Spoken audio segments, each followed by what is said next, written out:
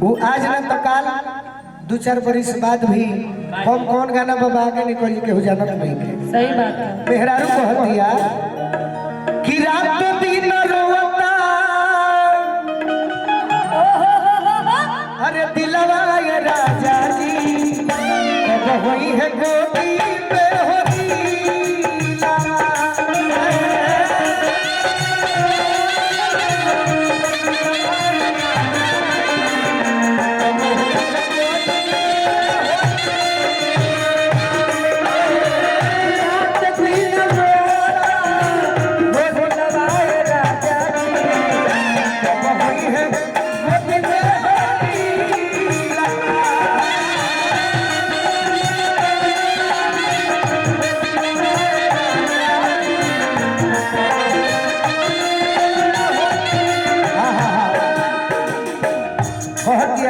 ये राजा जी का कही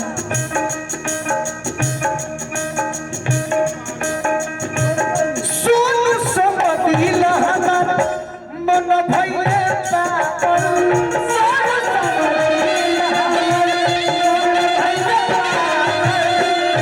होइते होरी नतबेती नतबे छागल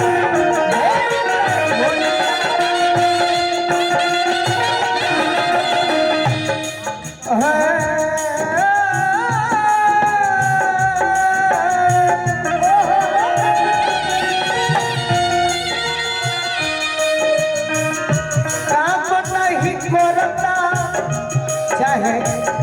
गाँव में पतई बाधी तिलवा ये राजा जी तिलवा कि गाँव में पतई बाधी तिलवा ये राजा जी अकब होई है गोदी में हो तिलवा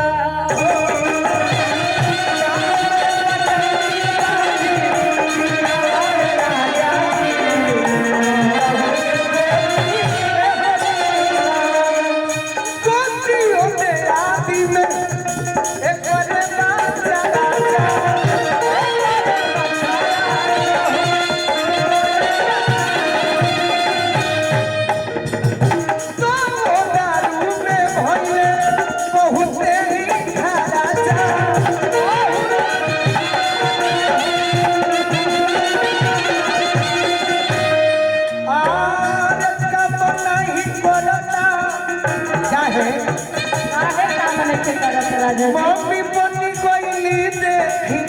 सिलवाए राजा जी मम्मी पति कोइली देखी सिलवाए राजा जी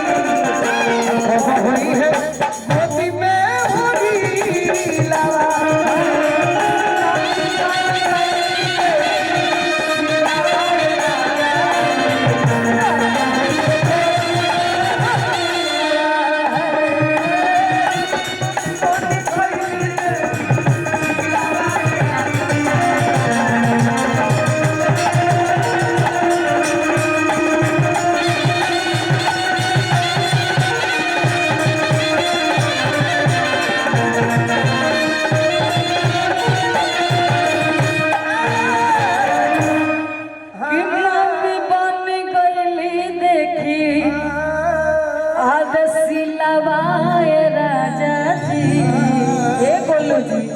कि कब होई है गोदी में होरी लवा।